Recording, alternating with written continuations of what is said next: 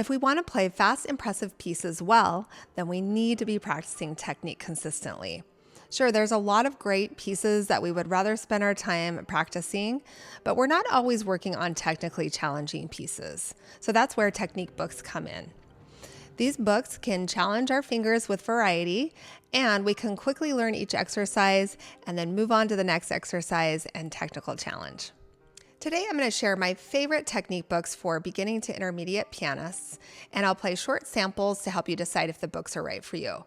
But most importantly, I'm going to show you good form and unique ways to practice technique so that you see noticeable improvement in your finger strength and speed. Unfortunately, I see many students practice technique poorly and create bad habits that are tough to break. If you're going to spend time practicing technique, let's make sure you're practicing the right way to ensure progress. I like to try new books, and I've taught out of most of the popular technique books online, including the newer series. And I'm recommending specific books today because my students like them, and I see a lot of technique improvement with them. I'm going to start with a beginning level recommendation and gradually work up to intermediate, so stay with me. My first technique book recommendation is for beginning to elementary pianists, and if you've been watching our channel, you know I recommend the Piano Adventure series by FABER. And there's a technique book for each level. And what I really love about these books is the mini theory lessons included.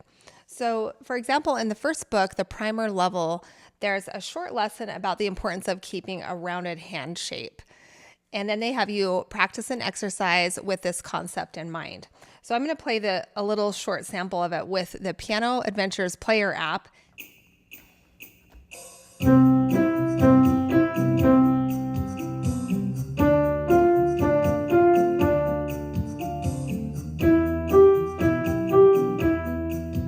It's important to keep a rounded hand shape, and remember to curve each finger at the first joint so that you can build finger strength. Here's a quick sample from the Piano Adventures Technique book Level 2B. There's a quick lesson on slurs and using wrist motion.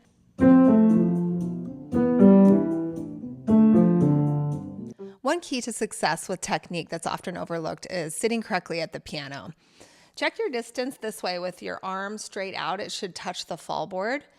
And you should be sitting high enough that your arms are parallel to the floor and you're not reaching for the keys. And make sure you're only covering the front half of the bench. After you've played the piano for a year or two, I recommend moving into the Fingerpower series by Schaum. These books have 1 to 2 page exercises that help you get familiar with important theory concepts like scales, chords, and arpeggios. There's a set that you can buy online that includes background accompaniment to make the practicing a little more enjoyable. The series starts with the primer level for beginners, and then it works up to book 6 for intermediate students. I really like that these exercises are longer than the Piano Adventure books. Your fingers feel like they got a workout after practicing. Here's a quick sample of the first book, Primer Level.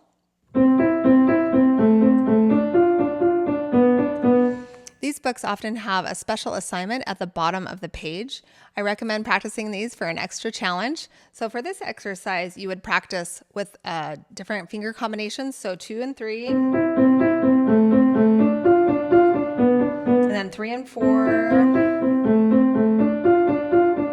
and then 4 and 5. Here's a sample exercise from Fingerpower Level 3. I recommend that you practice with the metronome and work up the numbers until you've reached your max speed that you can maintain clean and even playing. So this is 80. And 108. And eventually 144. Here's a quick sample of the last book, Level 6, and this level has mostly scales and arpeggios.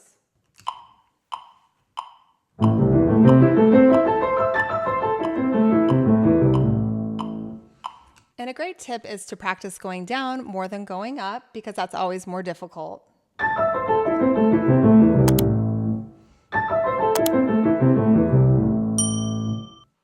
I'd like to take a quick break and tell you about our program, Total Technique.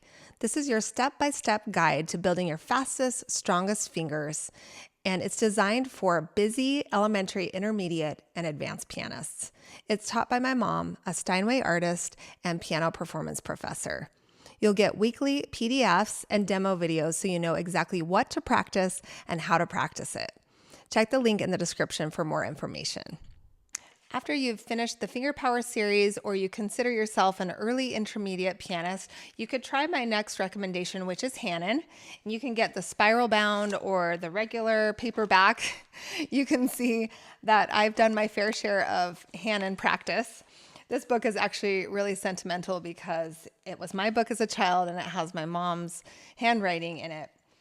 Some people say that Hanon is really boring, but I totally disagree. My students don't mind it, and I see such great results from it.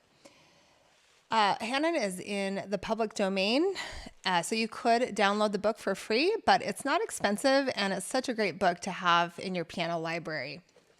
When you're practicing out of this book and any exercise book, make sure you're playing loud and gradually working up the tempo. This is a great exercise to work on wrist rotation.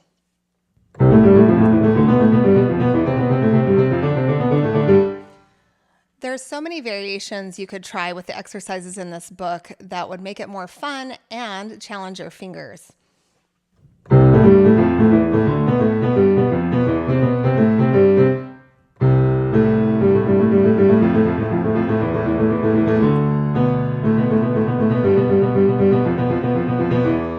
Pay special attention to your thumbs and your pinkies when you're practicing technique. We need to stand up on them in order to make them more equal to our longer fingers 2, 3, and 4. Our playing can slow down and become uneven if we have to come down for a flat pinky or a flat thumb. So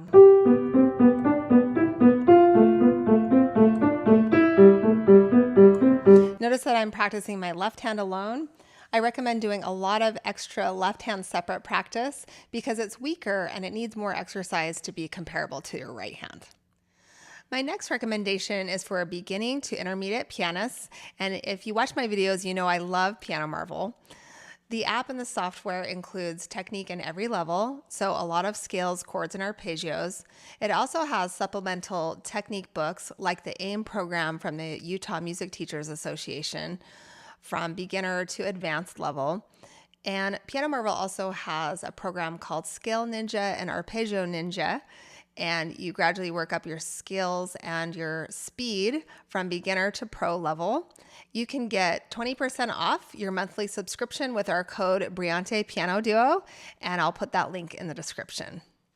My next recommendation is for elementary to late intermediate pianists, and it's CZERNY's Practical Method for Beginners, Opus 599.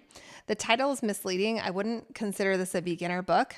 It has 100 short exercises, and it starts with elementary level, hands together playing, and it quickly advances to a late intermediate level. Here's a sample of one of the easiest exercises and one of the hardest exercises in the book.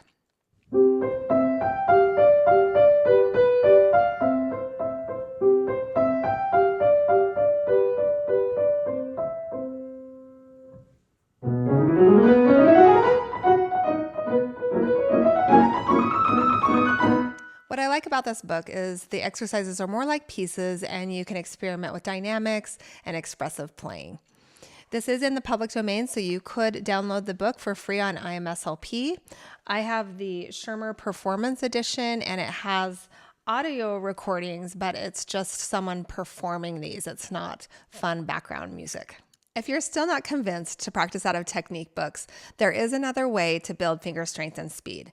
Check out this next video about our favorite books that incorporate technical exercises within beautiful pieces.